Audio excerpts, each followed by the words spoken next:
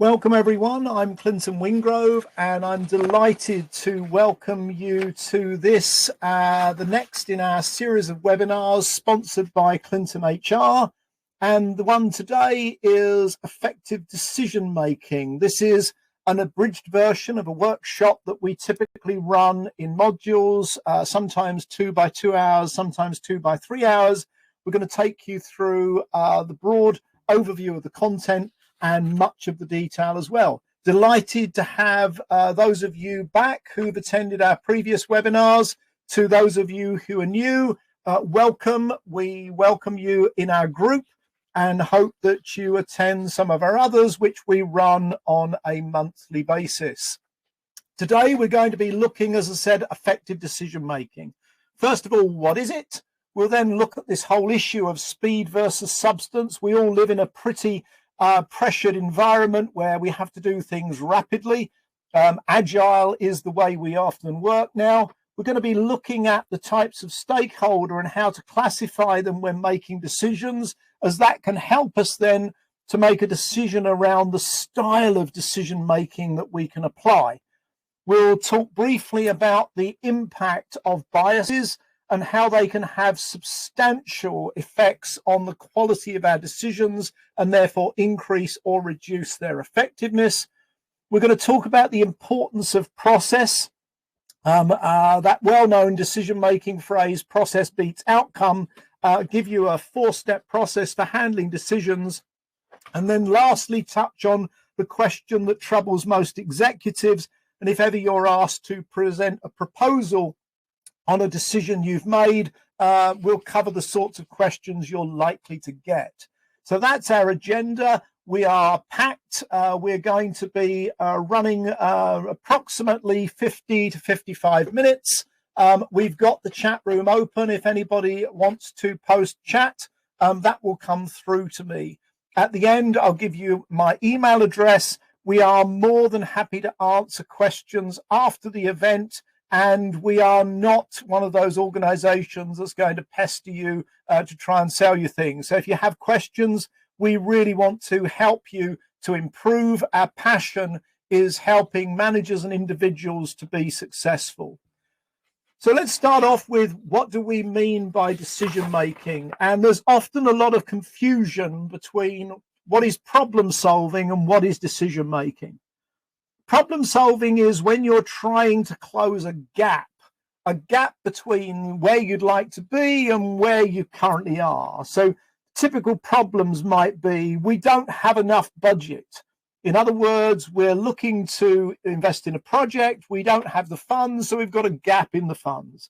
It might be, we can't produce what the client wants. So the client's made a demand, but with your current production setup, you can't meet that.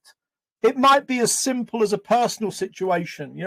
The car won't start. Many of us have experienced strange weather over the last few months, especially our colleagues down in Texas and earlier in the UK. So cars won't start. That's a problem. A decision, however, is something subtly but importantly different. A decision is where you are choosing between one or more, well, you're choosing between 2 or more options. What is it they say about maths? There are 3 types of mathematician, those who can't count and those who can't. So choosing between 2 or more options is a decision. So that might be, for example, how can we improve efficiency? So we've got a choice of options as to how we could do that. It might be, should we invest in new equipment? So we've got a yes/no answer. It might be, which of the products should we promote? So we're looking to increase revenue or increase margin. So which of our products should we be promoting? So decisions are choices. The problem is then, how do we go about them? And this is the classic dilemma. We are often faced with this challenge of, do we go for speed or do we go for substance? Speed is typically characterized by what's known as system 1 thinking. And many of us get trapped into this without being consciously aware of it. We use our intuition. Why? because our primary instinct is typically an unconscious thought. We as human beings over our lifetime, we build experiences. Our brain locks in patterns that it detects. And once it locks in a pattern, that has a primary trigger. So whenever it detects something similar, that fires. That's why, for example, those of you who drive, you can drive 10, 20, 30 miles and never recollect having gone through a traffic light. Why? Because during the process of learning to drive and taking your test, you locked in that pattern that when you see the red light, you apply the brake. If you're in a stick shift, you apply the clutch, you slow down, and you come to a halt. You've also got the pattern, if you see the green light, you keep going. And then 50% of us, when we see an amber light, slow down, and 50% of us accelerate. That's another story. We lock these patterns in. And what happens is, if we are faced with a decision, we will typically have one of those patterns triggered. We believe we can spot the answer. And particularly if we're under pressure, where we're expected to act independently, you know, we're pretty fired up. You know, this is an emotional issue. So we make these rapid decisions. And sometimes they are actually correct. The problem is, because they've not gone through an evaluation process, sometimes they can be seriously flawed. And what happens is, if we slip into the habit of making decisions rapidly without conscious thought, we expose ourselves to the risk of incorrect decision making, which then creates rework. We have to go back and revisit the decision. So ultimately, it frequently does not actually save time. On the other side of the coin, there is the issue of substance. And this is where we apply what's called system 2 thinking. This is where we kick in our conscious brain. We say, hang on a minute. We've got this intuitive response. We've got this intuitive answer. Experience tells me this is what we should do. But let me just give that some thought. So substance, we're looking for robust decision making. We're looking for something that's rigorous. We're looking for something that's rational. And we have to learn to use the two in combination. Those of you who perhaps remember Sullenberg landing the aircraft where the engines were knocked out over New York, and he landed the aircraft on the Hudson Bay. People often talk about how amazingly intuitive he must have been to actually get that aircraft down. The analysis and subsequent interviews with Sullenberger have shown it couldn't be further from the truth. The instant there was a problem, Sullenberger automatically, because of training, went into using checklists. He used multiple checklists that told him exactly what to do in the instance of single engine failure, dual engine failure, etc., etc. He engaged in discussion with the co-pilot. He engaged in discussions with the various flight controllers. He went through an immensely rigorous process, but it was done very quickly. Why? Because he applied a methodology and a process, which we'll come back to later.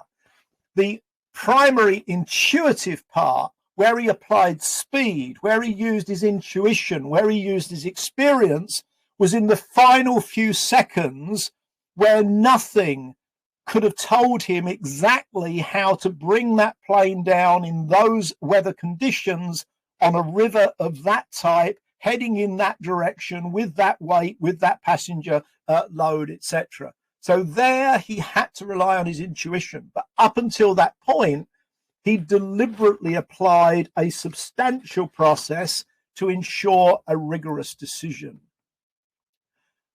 And I mentioned there that whilst in that period of crisis, Sullenberger engaged in discussion with the co-pilot and also the flight controllers, that touches on the issue of how do we look at the people who are involved in decisions? And I find many people typically don't give this adequate consideration. When we're faced with a decision, it's really useful to apply this stakeholder matrix. On the one hand, we look at to what extent are people interested in the decision? And people who are interested in the decision are quite different sometimes to the people who have influence and input into the decision. On the receiving end, don't we just know that? So let's have a look at the 4 categories. A lot of people who are quite noisy and can be distracting are people who have no influence or input. They have inadequate knowledge, insufficient knowledge, and no authority, but also have relatively little real interest. And we see a lot of these in the field of COVID-19 at the moment.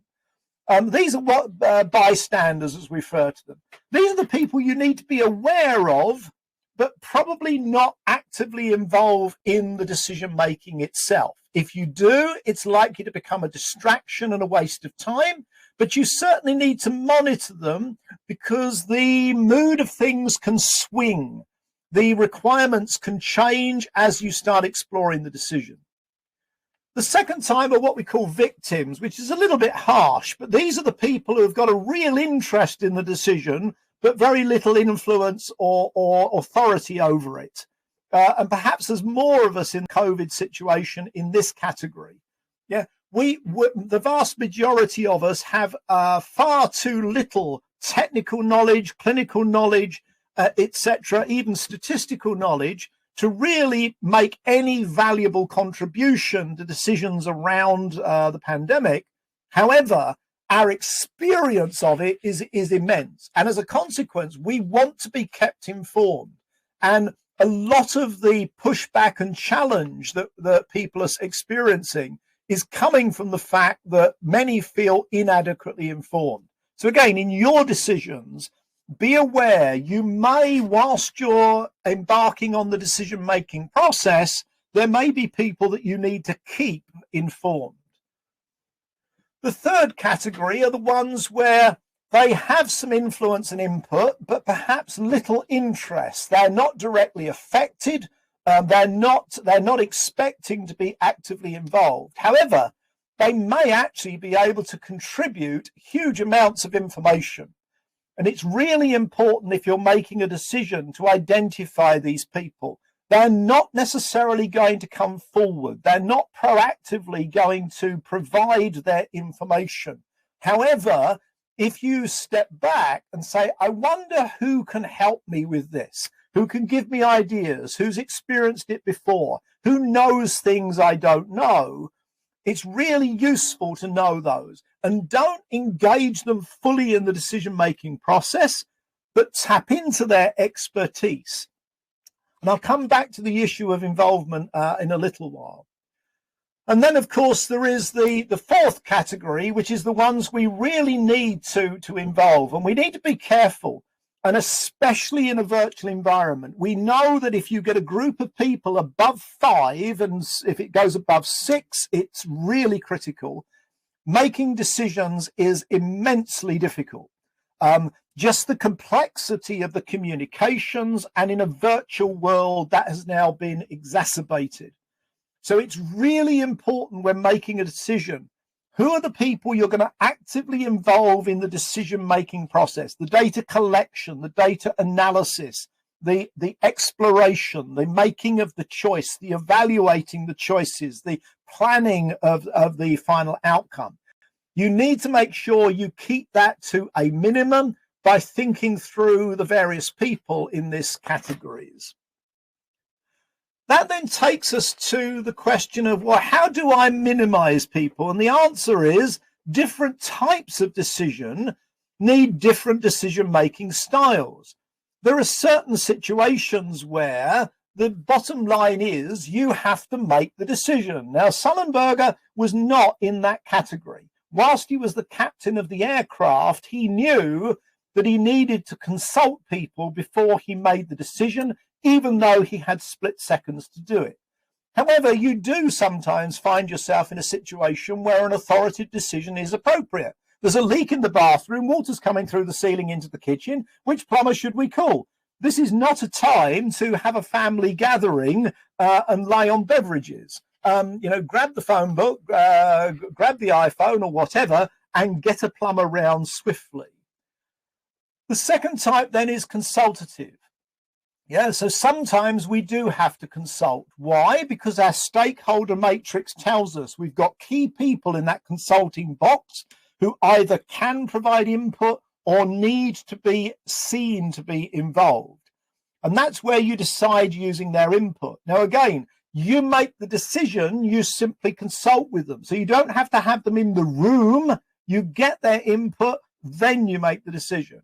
And an example might be, let's go for a walk along the shore. What should I wear? It's as simple as that. I'm going to consult people who've walked along the shore. Is it windy? Is it cold? You went there this morning with your dog. What should I wear if I go this afternoon? You don't need to have a great conference to do that. The third step up then is voting. And a lot of people go for voting because it creates this illusion that we get consensus. Voting is not consensus. Voting is where a majority decides. So you're deliberately accepting that some people will not get their way and other people will. You need to be really careful if you choose to use this method. It has consequences. So voting, yeah. I really like this gardening group I belong to. So what topics should we include in the agenda for the upcoming year?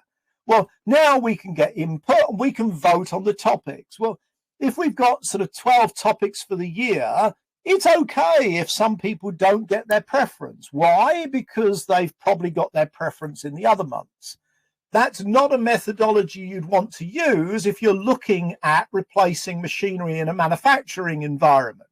You probably wouldn't want to have a vote on which product are we going to promote.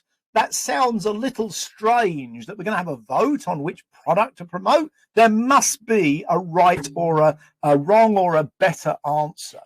So be careful of voting. Voting means you've definitely got people out of your stakeholder matrix who are not going to be satisfied. That has consequences. The next one is going for consensus. And consensus is often difficult to achieve. Why? Because everybody's got to agree. This is, again, why it's critically important if you're making effective decisions that you limit the group making the decision to the ones who have the authority and need to be involved. Need to be involved. That is not the same as need to be consulted. It's not the same as need to be informed. Achieving consensus can be incredibly challenging. So, for example, when lockdown's lifted, we'll all deserve a nice family vacation. Where should we go? Most of you will be aware of how difficult sometimes it can be just to make that decision. Where are we going to go shopping? Yeah, where are we going to go on vacation? Imagine how much more difficult that can be in a business decision scenario. We'll look at process for doing that in a little while. And then the last decision style is delegation. And perhaps we don't use this as often as we should. Delegation is when you identify that actually you don't need to be the one making the decision. But frequently, having been asked to, we accede to that request. One of the things I challenge you to do is next time you have a decision to make, if it isn't one that you need to make, if someone is in a better position to make it, or it doesn't matter to you, in other words, which of the stakeholder boxes are you in, then let somebody else make it. Yeah. So again, at home, you might say to your partner, you're doing the cooking, there's plenty in the fridge, you decide what we're going to have for dinner. Does it really matter, given that you're probably happy to eat anything that between you've purchased and put in the fridge? So think about decision styles. What we know is most of us have a natural tendency. There are people often in psychological terms using insights or DISC, people in the red mode often go for the authoritative. They make the decision. Others who are perhaps yellow or green on the insights or the DISC profile will go for the consultative or the consensual. Others who are perhaps more in the blue style will go more for the delegation and provide a lot of input and data. Each of us has a typical preferred style. make sure that next time you make a decision, you consciously decide which is the most appropriate style for this specific decision. Having thought about style, there's then a question of how good are we at doing it? And we're not going to go here into analytical techniques, etc. We run masterclasses on those, of course, and in the main decision-making workshops, we go into that. But what we wanted to do was to share with you some thoughts about unconscious biases. And we touched on this earlier when we talked about System 1 and System 2 thinking.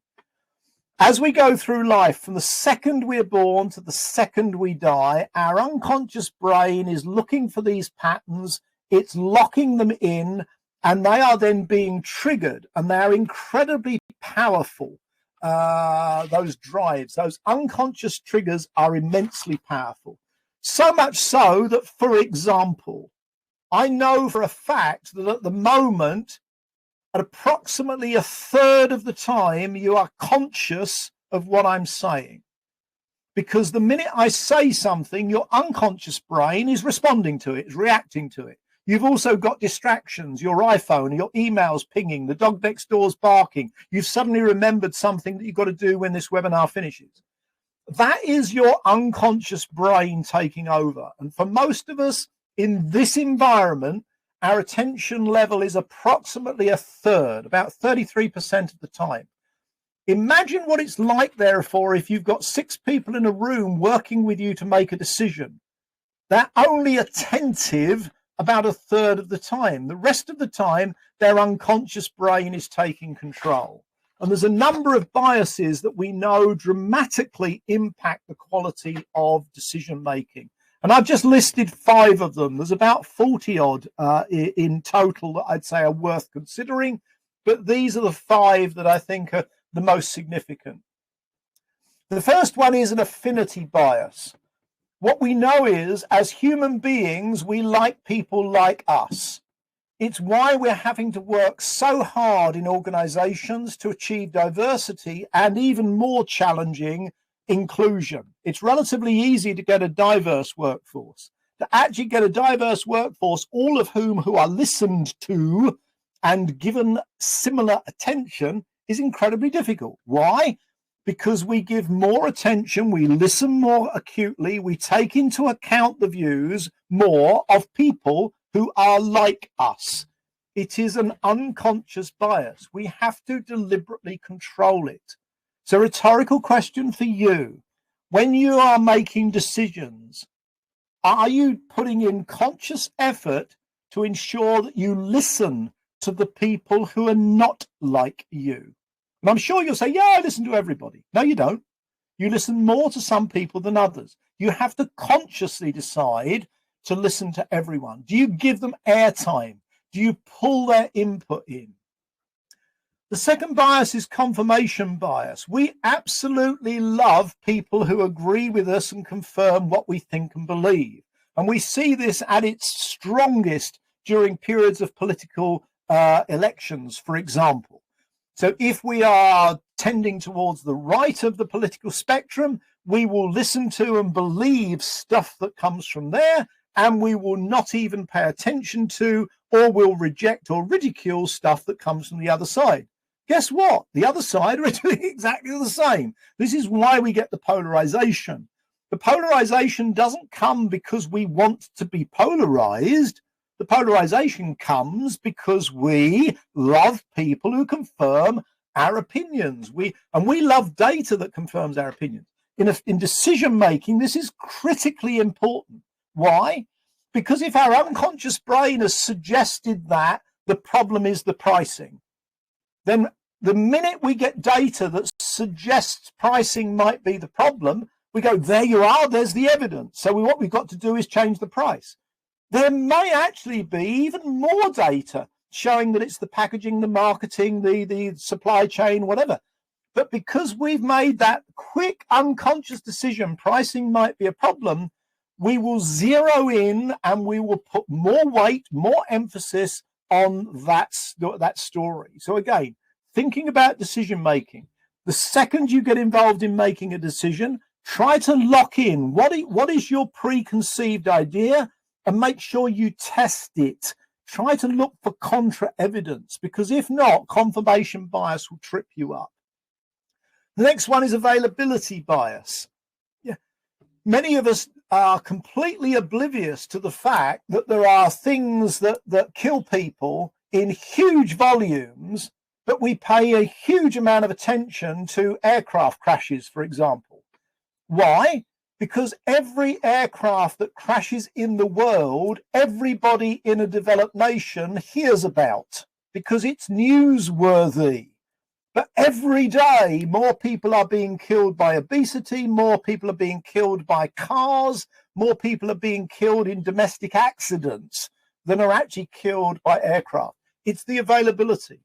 And again, in the business world, it's the same. We hear lots of things about shutdowns overnight on the machines. We hear lots of things about waste figures. We hear lots of things about issues with supply chain, etc. But are we also aware of all of the underlying things that are going on, that because they happen more routinely and repetitively, we are not paying attention to? So that availability, that stuff that sticks in our mind, deceives us. The next one is optimism. Every human being is now believed to suffer from serious optimism bias. We believe that we can do things faster than we can. We believe that if things go right, it was because of us, and if things go wrong, it was because of someone else. Now, of course, in my case, I'm absolutely right. On a serious note, we need to be careful. This is why major projects, and we see it time and time again with government infrastructure projects, but it's exactly the same domestically. You know, didn't you believe you could decorate the living room faster than you could? Didn't you believe you could prepare the nursery for your new child faster? Didn't you believe you could wash the car quicker than it actually took? Yeah, we know that optimism bias is prevalent. It's as contagious as COVID-19. So be really, really careful with the optimism bias. And then the other one is investment bias. Investment bias is where, having invested in something, we feel this obligation to carry on. And probably the best example we'll all understand in that is a car. So you've got this car, and you take it in for a service, and it needs work. So you invest, £300, 300 euros, $300, whatever it costs. A week later, something else goes wrong. And your partner says, why don't you just get rid of the car? And you say, well, I only spent 300 what's it's on it last week. Yeah, if I just do this, it'll be fine. So now what you do is you now invest more. Now you've invested $600. Now you don't want to sell the car because you're not going to get your $600 back. So the next time something goes wrong, you have it repaired again. And what we see is, in organizations, we decide on a strategy, we make the decision to follow it. What happens then is, having invested all of our time in making that decision and setting that strategy, even though it starts to go wrong, we persist in investing and trying to make it work. Effective decision makers know when to say, hang on a minute, are we suffering here from investment bias? Let's imagine we started from where we are now.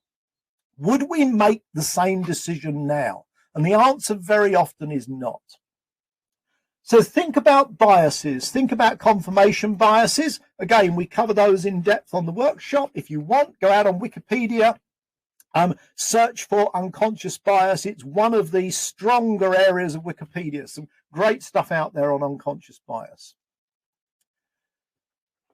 So I've talked about how you make decisions and the things that can throw it into a wobbly. Thinking about who you're going to involve, the stakeholders, and who's going to be involved in the 4 different ways that you'll involve them. Thinking about unconscious bias and thinking about the style of decision making you'll make. But there's one more really important thing, and that is having a logical process. And it's a phrase that's often used, but frequently not really given the credit it should be. And that is process beats outcome. And I come across a lot of people who say, oh, Fred's a great decision maker. Let's give the decision to Fred. Well, that may be because Fred was lucky 3 times in a row. I will always go to the person who's got a methodology, even if 1 or 2 of their decisions have proved to be wrong. I'll come back to why that can happen later. But process definitely beats outcome.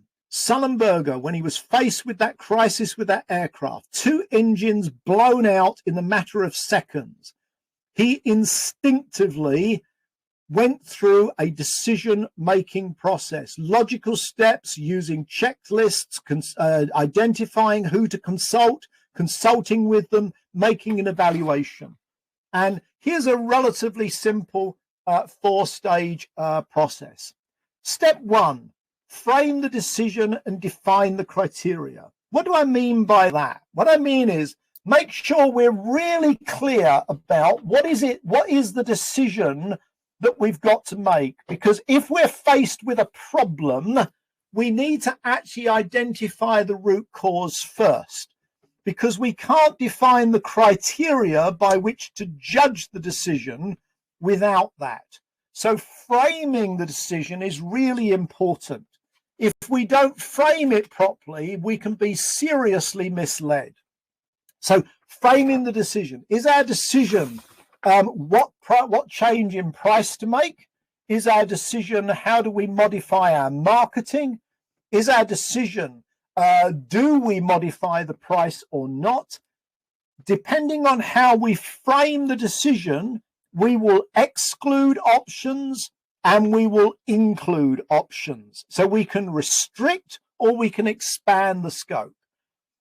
But it's equally important then that we define the criteria. Why? Because once we start looking at the options, that will color our judgment. That's availability bias kicking in. There's also other biases like anchor bias and so on. We must define the criteria early on.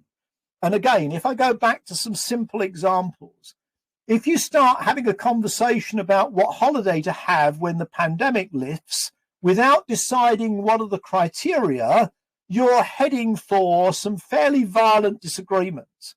If you agree in advance, though, here's the criteria. It mustn't cost more than 5,000 euros.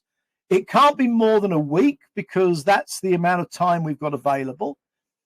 We are willing to fly, but only with the following airline. So once you start defining the criteria, now you can check your decisions. But if you don't do that, you can be hit with all sorts of ideas which completely confuse and detract from the decision-making process. So, step 1, frame the decision and define the criteria. And that means making that detailed checklist. It's not, well, the criteria is, do we all agree with it? That's, of course, a criteria. The criteria are actual measures, actual factors that you can assess, that you can do in an objective way, using your system 2 thinking. So this is not about intuition. This is about evaluation. Step 2 then is identifying the options. And this is where we often cover things like creativity, brainstorming, and so on. Really important during step 2 when identifying options that we again think about those biases earlier that I mentioned earlier. Let's not just be limited by the obvious answers. Let's go out and search. So let's gather insights. This is where, for example, we go out and we consult. Do you remember? Some of the stakeholders may be ones we consult. We go and consult with them. We're not involving them in the decision. We're consulting them for their input. So we gather insights. Every time we come up with options, we've got to challenge them and say, you know, are these the obvious options? Are there others which we're missing? So we've got to look for that contra evidence, just in case we're being trapped by the confirmation bias, we're trapped by the availability bias. And then we may actually have to generate options. So that might be where we use something like brainstorming or hyper brainstorming, which is a technique we cover, which generates even more solutions. And this is a quite separate step to the first one. Remember, frame the decision and define the criteria, before you start looking at the options. Otherwise, you will get distortion in your criteria. Equally, at this point, we shouldn't be ruling out options. We should be generating options from which to choose, because effective decision making is making the best choice. You can't make the best choice unless your best option is included. So the purpose of this step is to increase the options available. Step 3 then, which needs to be a conscious transition. So we've got a conscious transition from 1 to 2. We've now got a conscious transition from 2 to 3. And in the workshop, we cover a whole range of different methodologies for evaluating and actually making the decision. Here we've got a decision-making matrix. So here we're looking to choose a car.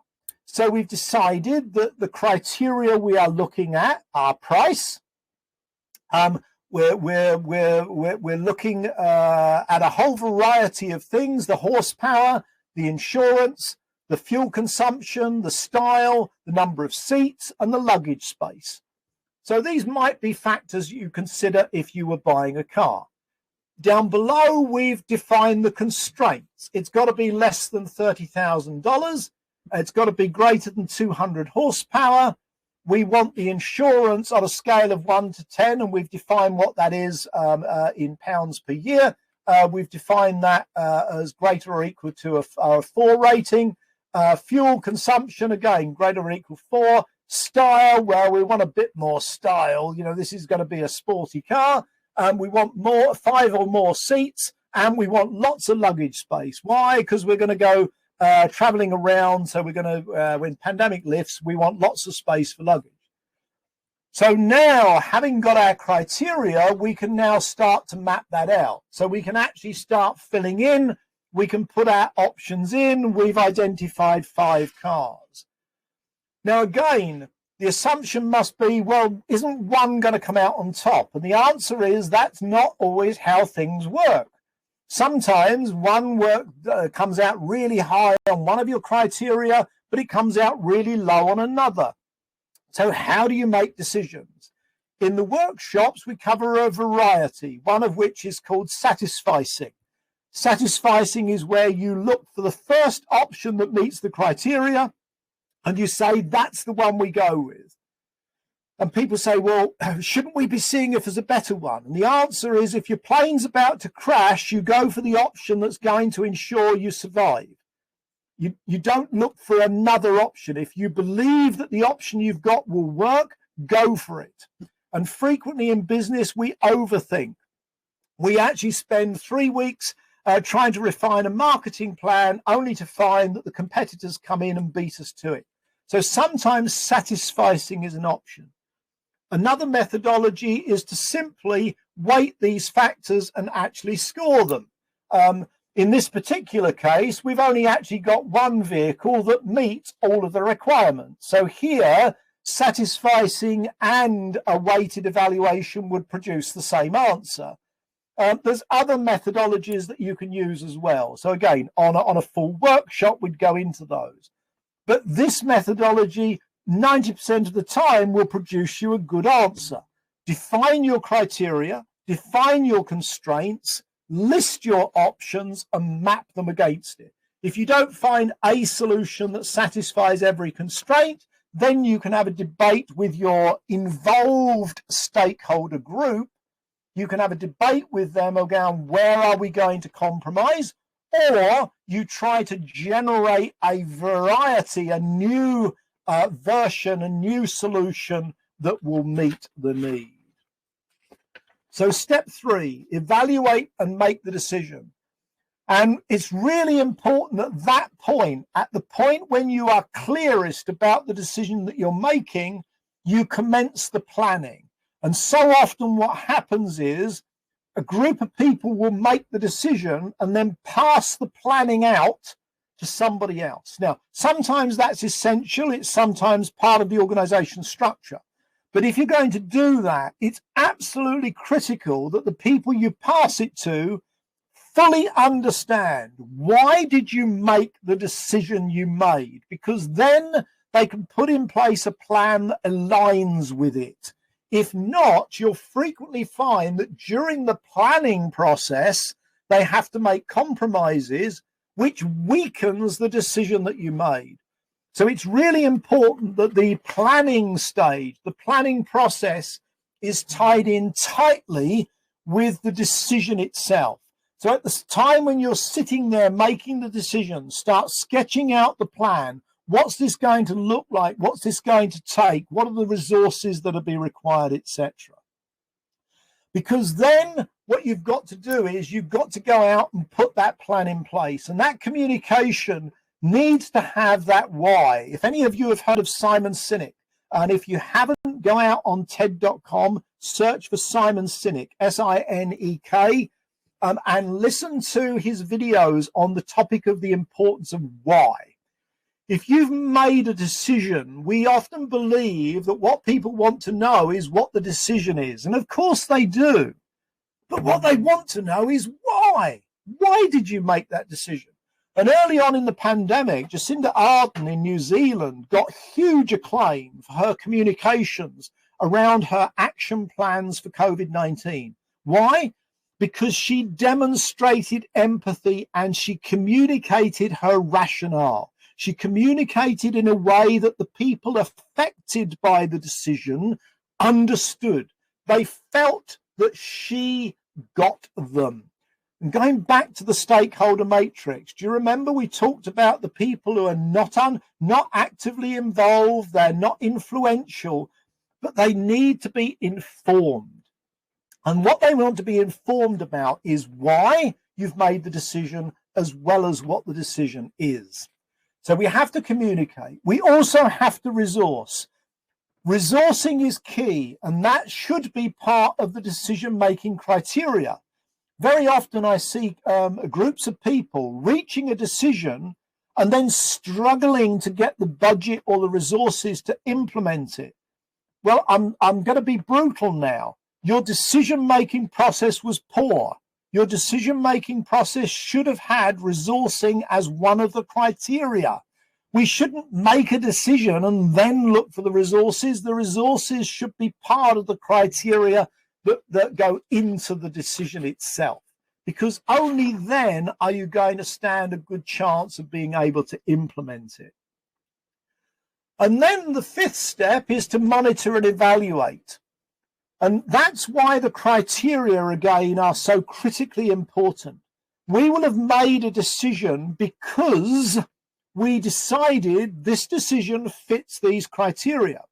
So when your car gets delivered, you want to make sure it is with the price that you've agreed. It has got the horsepower engine in it that you decided to have. It's got the seats that you wanted. You get the insurance for the level of insurance that you were told it would qualify for, etc. Well, the same goes for decisions in business. We need, as part of that plan, to ensure that we have the monitor and the evaluation. Not just did the decision get implemented, but did the decision get implemented and produce the output that we used as the criteria for judging the decision.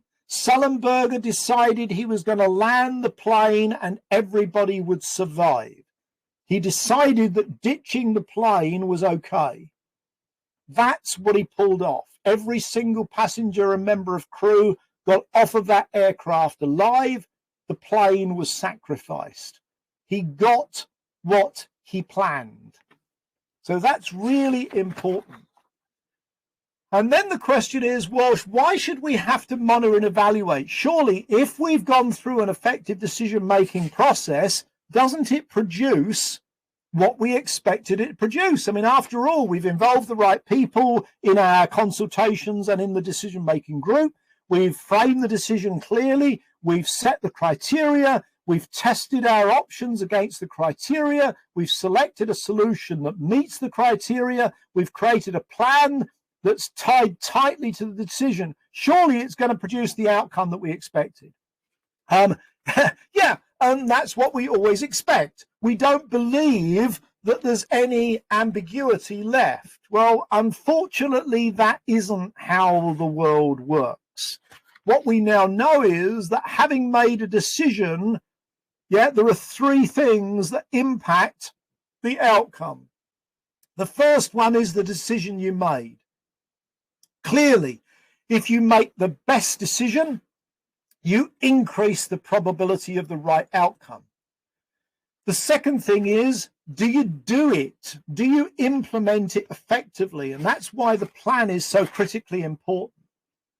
But the third one, which we have to recognize, is chance. Chance always plays a part. Yeah, and as Robert Burns said, the best laid plans of mice and men often go awry, or the best laid schemes of mice and men gang aft aglee, for those of you who want to go back to the original script.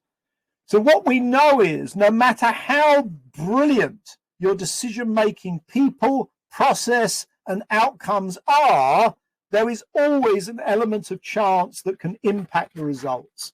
And that's why it's critically important, if you're going to present to an executive team, that you actually ask yourself questions.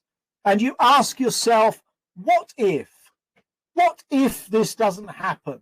What would we do? That has to be part of your decision-making process. So we're on 46 minutes. I said we'd rapidly do a run through. I'm going to summarize in just a couple of minutes.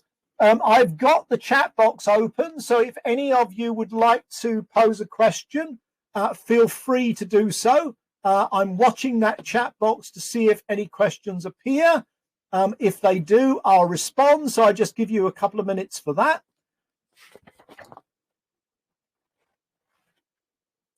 Just looking to see if anyone's got any questions. I'm not seeing any posted.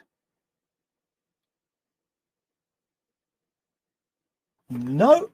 Okay, I'm going to keep watching just in case.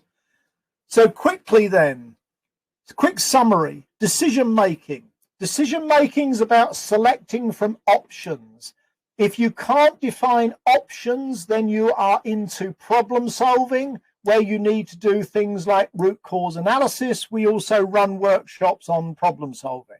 Decision making is, how do you make the best choice from a range of options, which you might not have at that point, but you know that you can generate. Second one, be aware. You have to balance speed with substance. Be aware. Your unconscious brain is always going to trigger you to believe that you have to make decisions quickly, and that to do them quickly, you have to use your intuition, your experience, etc. That is flawed thinking. Frequently, balancing that with structured thinking, systems 2 thinking, actually produces, in the long run, faster, more reliable, more accurate outcomes. So think about how you apply those two and how you avoid those snap decisions. Third thing, categorize your stakeholders. Think in terms of their level of interest. Think in terms of their level of influence and authority over the decision. Be careful. Even people who have no influence and no interest today might need to be thought about, because they may become significant later. But be careful how you involve people. Minimize the number of people you involve in the actual decision. You can always have people that you consult without bringing them into the decision-making group. And you can always have people that you inform without bringing them into the decision-making group. Think about your style. Are you going to use an authoritative style, a consultative style, a voting style, a consensus style, or a delegation style? What's the best type of decision for this scenario? And then think about unconscious biases. What's tripping me up here? What could be tripping me up? And we gave you the list. For those of you who've attended, we will be sending you by email the slide deck for you to refer to. So that will be in there with those unconscious biases. And then think about following a process, a step-by-step process. Step 1, frame the decision. Make sure you're clear around what exactly is it you need to decide. And make sure you set the criteria for a good decision at that point before it's colored by the arguments and the data and all of the input that goes in and the discussion. Step two, make sure that you get the insights, you get the options, you generate as many choices as possible so you've got a range to choose from, which then step three, you evaluate against the criteria you set in step one so that you can make a decision that you can defend and justify and start planning immediately so the plan matches the decision. And then step four, make sure that you communicate effectively, especially the people you've not involved, because they're the ones that are most likely to push back. Make sure you communicate effectively, you resource and you implement your plan. And then step five, you actually monitor and follow it up. It's not part of the decision-making process itself, but unless the decision gets implemented, all of your effort was wasted.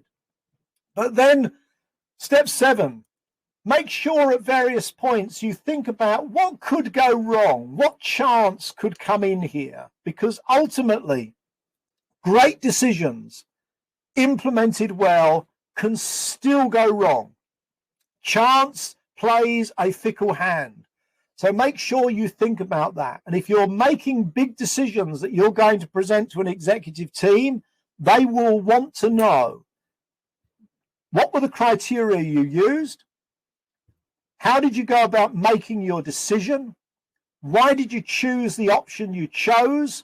What options did you reject? And what risks do we face? If you are presenting to an executive team, each one of these steps is one that they will want evidence that you have completed and executed effectively. So thank you everyone for attending. We're offering, for those of you who are attended, if you want, we are prepared to run a 3-hour internal effective decision-making course for you. The details are on this slide and will be in the slide deck we send you. That's an offer coming to you, sponsored by Clinton HR. This is part of our Management Mastery series, a series of programs. We will be running another webinar next month. You'll be receiving details of that when we send you the slide deck very soon, probably within the next 24 hours. Thank you for attending, everyone. Please stay safe, stay well, and we look forward to joining. And again, those of you who've joined us again, thank you for coming back. Those of you who are new, we hope this has triggered some great thoughts for you, and we look forward to you joining us again on our next webinar. Thanks, everyone. Appreciate your time. Bye-bye.